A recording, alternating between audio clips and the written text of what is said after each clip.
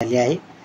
कोण इलिजिबल असणार आहे, विविध जे पद आहेत त्यामध्ये विविध क्रायटेरिया आहे, त्यामध्ये वेगवेगळे पात्रता असणार आहे।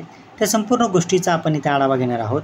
तत्पूर्वी जर तुम्ही नवीन असाल चॅनलवर तर चॅनलला आवर्जून सबस्क्राईब करून घ्या, जेणेकरून तुम्हाला अशाच पद्धतीचे अपडेट्स आहेत ते तुम्हाला वेळोवेळी मिळत जातील।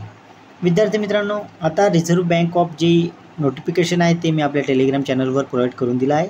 तुम्ही तिथून सुद्धा गो थ्रू करून तुम्ही तिथून वाचू शकतात, तुम्ही तिथे पाहू शकतात। आणि जे विद्यार्थ्यांना पात्रता किंवा कोणकोणत्या पदासाठी ते स्वतः इलिजिबल आहेत त्या गोष्टी मी आता इथे डिस्कशन करणार आहे।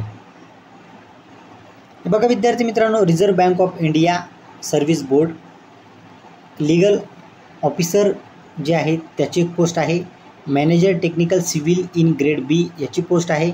Manager technical electrical grade B याची एक पोस्ट आहे।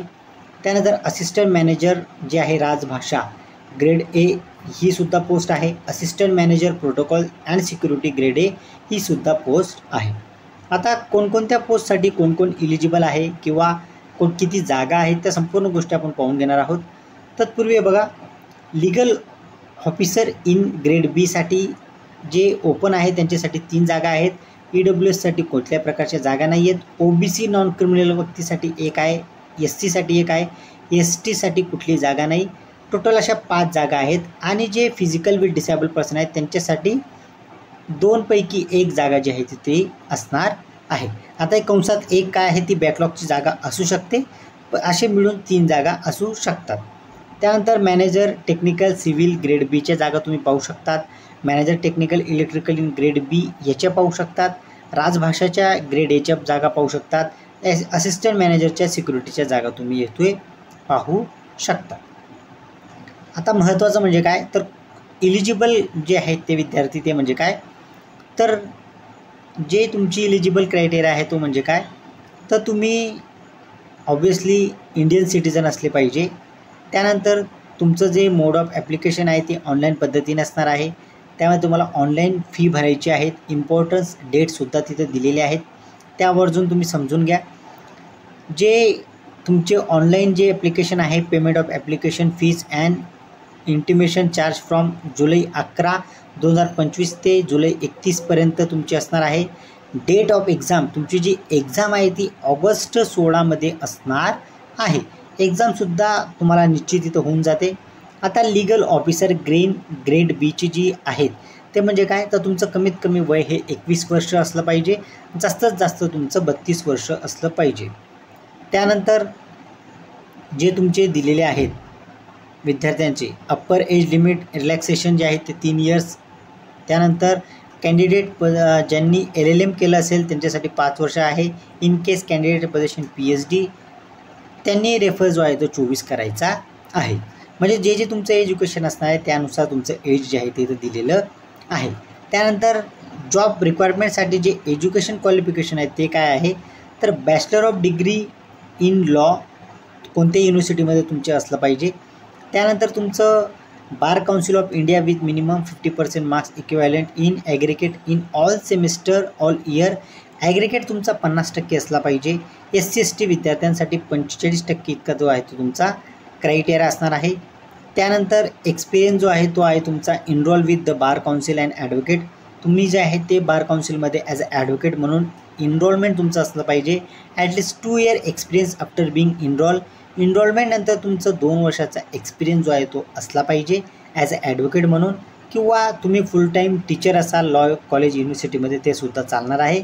त्यानंतर as a law officer in legal department of legal बँकमध्ये असाल, कुठे जर तुम्ही सेंट्रल स्टेट कंपनीमध्ये असाल, कॉर्पोरेशनमध्ये असाल ते सुद्धा इथं चालणार आहे। म्हणजे एक्सपिरियन्स जो आहे तो लीगल ऑफिसरसाठी मॅन्डेटरी आहे। त्यानंतर जे नोट आहे ते नोट करून घ्यायचं आहे ते म्हणजे काय तर copy of bar council registration enrolment certificate is require in all cases. म्हणजे जे तुमचे बार काउन्सिल रजिस्ट्रेशन जे आहे ती एनरोलमेंट सर्टिफिकेट असतं ते इथं मॅन्डेटरी असणार आहे। त्यानंतर special knowledge for banking, company law, labour law, constitution law and experience in drafting of pleading and document. त्यानंतर विद्यार्थी मित्रांनो पुढचं जे आहे तुमचं मॅनेजर टेक्निकल सिव्हिल, त्यामध्ये एज्युकेशन जो क्रायटेरिया आहे तो म्हणजे तुम्ही BE केलेलं कंप्लीट असलं पाहिजे। सिव्हिलमध्ये 60 मार्क्स असले पाहिजे ते मिनिमम तुमचे। त्यानंतर SC/ST साठी 55% त्यांनी दिलेला आहे. त्यानंतर ॲग्रिगेट ग्रेड पॉईंट तुमचा असला पाहिजे. एक्सपिरियन्स जो आहे तो तुमचा 3 वर्षाचा असला पाहिजे. एक्सपिरियन्स तुमचा 3 वर्षाचा असला पाहिजे. हे बघा. त्यानंतर आता आपण इलेक्ट्रिकल पाहूयात. इलेक्ट्रिकलमध्ये सुद्धा त्यांनी हे बघा विविध एक्झामचं पॅटर्न त्यांनी विविध जे पोस्ट आहेत त्याच्या खालीच देऊन दिले आहेत की टोटल आता सिव्हिलचा जो पेपर असणार आहे त्याच्यामध्ये मॅक्झिमम 100 मार्काचा तुमचा पहिला पेपर असेल. त्यानंतर पेपर दुसरा हा डिस्क्रिप्टिव्ह टाईपचा असेल म्हणजे लिहिण्याचा असेल तो सुद्धा तुमचा 100 मार्काचा असेल. टोटल तुमचे असे 200 मार्काचा असतील आणि इंटरव्ह्यू तुमचा 35 मार्काचा असेल. 235 पैकी जे आहे ते तुम्हाला जे तुमचं फायनल मेरिट लिस्ट लागणार आहे ते 235 पैकी लागणार आहे. निगेटिव्ह मार्किंगसुद्धा असणार आहे. 1/4 इतकं निगेटिव्ह मार्किंगसुद्धा असणार आहे. आणि लीगल जे आहे लीगलचे जे विद्यार्थी असतील त्यांच्यासाठी सुद्धा 290चा टोटल जो आहे तो असणार आहे. त्यामध्ये तुमचा जो पहिला पेपर असणार आहे तो तुमचा असणार आहे general knowledge of law. Objective type असणार आहे 30. त्यानंतर डिस्क्रिप्टिव्ह टाईप असणार आहे तुमचा 120. 3 तासाचा असणार आहे. टोटल तुमचं 150 मार्काचा तो असणार आहे. नंतर इंग्लिश डिस्क्रिप्टिव्ह टाईप असणार आहे पेपर दुसरा तो 100 मार्काचा असणार आहे. त्याच्यासाठी सुद्धा 3 तास असणार आहे. टोटल 250 मार्क झाले आणि इंटरव्ह्यू जो असणार आहे तो तुमचा 40 मार्काचा असणार आहे. असे टोटल तुमचे जे आहे ते 290 मार्काचा जो आहे तो लीगलसाठी असणार आहे. इलेक्ट्रिकलसाठी सुद्धा तेच आहे. बॅचलर ऑफ डिग्री तुमची कंपल्सरी असणार आहे. 60% तुमचे मार्क्स असणार आहे. 3 वर्षाचा एक्सपिरियन्स तुम्हाला पाहिजे. त्यानंतर ते सुद्धा तुम्हाला 235चं तुमचं ग्रेड टोटल असणार आहे. ज्या पद्धतीने सिव्हिलचं आहे त्याच पद्धतीने इलेक्ट्रिकलच्या विद्यार्थ्यांसुद्धा असणार आहे. अशा पद्धतीने तुमची जी जाहिरात आहे विद्यार्थी मित्रांनो ती आलेली आहे. ट्रान्सलेटरसाठी किंवा राजभाषेसाठी सुद्धा तुम्हाला जे हिंदी ट्रान्सलेटर असणार आहे with English as a subject. Bachelor degree तुमची ती असली पाहिजे. एज्युकेशन जो तुमचा एज्युकेशन क्वालिफिकेशन आहे ते. त्यानंतर तुमचं 2nd क्लास मास्टर डिग्री तुमची संस्कृत किंवा इकॉनॉमिक्स किंवा कॉमर्समध्ये असली तरी चालणार आहे. अशा पद्धतीने ज्या क्वालिफिकेशनमध्ये तुम्ही बसत असाल ते तुम्ही आवर्जून चेक करून घ्या. आणि विविध जे तुमचे असणार आहे डॉक्युमेंट वगैरे तुमचे रेडी असले पाहिजे. त्याच अनुषंगाने तुम्ही तो फॉर्म भरायचा आहे. काही विद्यार्थ्यांना जर काही अडचण असेल या नोटिफिकेशनमध्ये तर त्यांनी गो थ्रू करायचं आहे आपला टेलिग्राम चॅनल. तिथून तुम्हाला ही जाहिरात जी आहे ती स्पष्टपणे पाहता येईल. तुम्ही पॉईंट वाईज तुम्ही वाचू शकतात. ज्या तुम्ही पोस्टसाठी इलिजिबल आहात त्या पोस्टसाठी तुम्ही फॉर्म भरायचा आहे. आणि फॉर्म भरल्यानंतर विद्यार्थी मित्रांनो महत्त्वाचं म्हणजे काय तर इथं कॉम्पिटिशन जे आहे ते एक्सपिरियन्स बेसवर असणार आहे. म्हणून लिमिटेशन जे आहे विद्यार्थ्यांचं ती खूप कमी होऊन जातं. त्यामुळे जे विद्यार्थी इलिजिबल असतील त्यांनी नक्कीच इथं फॉर्म भरून रिझर्व्ह बँक ऑफ इंडियामध्ये नोकरी करण्याची ज्यांची इच्छा असेल त्यांनी हा फॉर्म भरायचा आहे.